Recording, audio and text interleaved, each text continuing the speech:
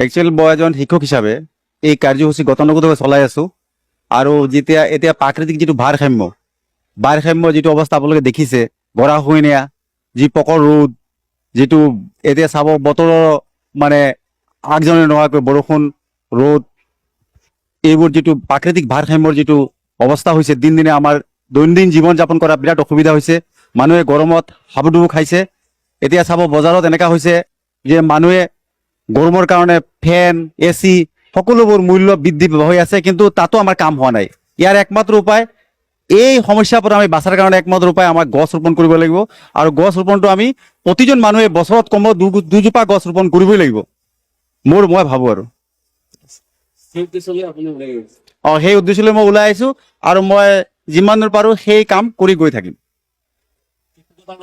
শিক্ষকতাৰ লগতে মই কৰি আছো আৰু এইটো সকলোৱে জানে। হোজাই মহকুমাৰ হোজাই অঞ্চলৰ প্ৰায় মানুহে জানে, প্ৰায় স্কুলৰ শিক্ষকে জানে, প্ৰতিজন এতিয়াতো ছাত্ৰ ছাত্ৰীও গম পাইছে। গতিকে বহুতে মোক বেলেগ কিবা ভাবে, গতিকে যিয়ে নহওক মই কাম কৰাৰ উদ্দেশ্য হ'ল যে তেওঁলোকে গছৰ প্ৰতি এটা ভাল পোৱা মৰম ভাৱটো আহিব। তেতিয়া তেওঁলোকে ডাঙৰ হৈ গছৰ প্ৰতি যিটো ৰেচপেক্ট তেওঁলোকৰ বাঢ়িব আৰু তেওঁলোকে ভাবিব যে গছ আমাৰ এটা জীৱনৰ এটা অপৰিহাৰ্য এটা অংগ আৰু গছটো আমি জীয়াই ৰাখিব লাগিব। গছ পুলি যিবোৰ লৈ যায় সেইবোৰ জীয়াই থাকে, তাৰ কিছু সংখ্যক গছ পুলি নষ্ট হয়, কিছুমান যত্ন সহকাৰে নলয়, কিছুমানে তাৰ প্ৰটেক্ট নলয়, বা তাৰ যিটো আমাৰ যেনেকৈ আমি চলিবলৈ আমাৰ দেহাত যেনেকৈ খাদ্য লাগে, গছৰো এটা আপোনালোকে জানে গছৰ এটা প্ৰাণ আছে, তেওঁৰো খাদ্য লাগে। গতিকে যদি আমি সেইবোৰত পানী নিদিওঁ, পানী যোগান নিদিওঁ, গোবৰ সাৰ নিদিওঁ বা গছটো যি যত্ন নকৰোঁ, সেইটো এনেই মৰি যায়। গতিকে আমি এতিয়া সকলোৱে সচেতন হৈছে আৰু মই বোধ কৰোঁ এতিয়া যিসকলে এই গছজোপা লৈ গৈছে তেওঁলোকে গছটো ডাঙৰ দীঘল কৰাৰ যত্ন কৰিব আৰু এইটো হ'ব।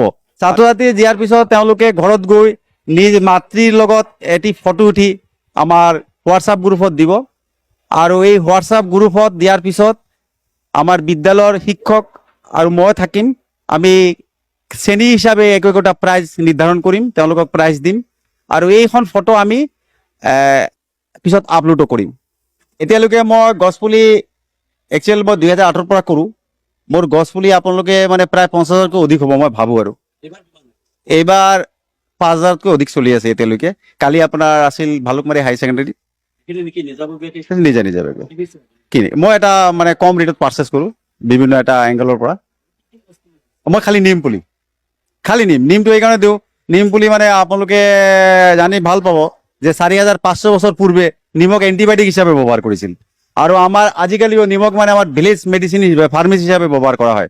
এতিয়া চাব যিমান এলোপেথিক দৰৱ হওক যিয়ে নহওক, কিন্তু আমাৰ ঘৰুৱা যিটো ট্ৰিটমেণ্ট আমি নিমৰ ওপৰতে বহুত ডিপেণ্ড কৰোঁ। বিদ্যালয়ত জয়ন্ত চৌধুৰী CRCCয়ে এক ব্যতিক্ৰমী পদক্ষেপ লৈছে। তেখেতে বিভিন্ন বিদ্যালয়ত গছপুলি বিতৰণ কৰাৰ লগতে ৰোপণো কৰিছে। আজি আমাৰ বিদ্যালয়ত প্ৰায় 100ৰো অধিক গছপুলি বিতৰণ কৰাৰ লগতে 2টা গছ আমাৰ বিদ্যালয়ত তেওঁৰ নিজ হাতেৰে ৰোপণ কৰিছে, যাৰ বাবে মই বুঢ়ীগাঁও কালাপানী ইৰমান আলী বৰবৰীয়া প্ৰাথমিক বিদ্যালয়ৰ তৰফৰ পৰা তেখেতক আন্তৰিক অভিনন্দন জ্ঞাপন কৰিছোঁ। আৰু তেখেতৰ এই পদক্ষেপক যাতে সকলোৱে সহায় সহযোগ কৰে আৰু প্ৰতিটো গছ জীপাল হৈ উঠে, তাৰ বাবে মই ঈশ্বৰ আল্লাহৰ ওচৰত প্ৰাৰ্থনা জনাইছোঁ যাতে প্ৰকৃতিৰ পৰিৱেশক এনেকুৱা শান্ত কৰি ৰাখে যাতে গছ পুলিবোৰ জীয়াই থাকে। আচলতে এইটো এজন ব্যতিক্ৰমী ব্যক্তিৰ ব্যতিক্ৰমী প্ৰচেষ্টা হয়। জয়ন্ত চৌধুৰী যাৰ নামেই পৰিচয় হয়, তেখেতে এই কামটো নিজাববীয়াকৈ বহুত দিনৰ পৰা কৰি আছে, 2008 চনৰ পৰা কৰি আছে আৰু ইতিমধ্যে বহু গছ পুলি বিতৰণ কৰিছে, নিজে ৰোপণ কাৰ্যতো সহযোগিতা আগবঢ়াইছে। যে তেখেতৰ মেইন উদ্দেশ্যটো হ'ল যে আমি গছ থাকিলে আমি জীয়াই থাকিম আৰু সেই পৰিৱেশৰ প্ৰতি সচেতনতা সজাগতা যিটো সৃষ্টি কৰিবৰ কাৰণে আৰু বিশেষকৈ বিদ্যালয়বিলাকত কৰি আছে এই কাৰ্য সকলোৱে প্ৰশংসা কৰিছে।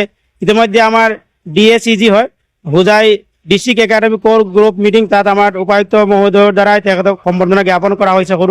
সৌসিদিনা আমাৰ BACG ব্লক লেভেল কোৰ গ্ৰুপ মিটিং হৈছিল, তাতো জয়ন্ত চৌধুৰী চাহাব, তেখেত ইছলামনগৰ ক্লাষ্টাৰৰ সন্মানীয় খণ্ড সমল ব্যক্তি CRCC হয়। তেখেতে একাডেমিক বিষয়খিনি চলাই লৈ যোৱাৰ লগতে ইমান সুন্দৰকৈ এই যিটো প্ৰাকৃতিক ভাৰসাম্য ৰক্ষাৰ স্বাৰ্থত যিটো আন্দোলন বুলি ক'ব লাগিব চলাই লৈ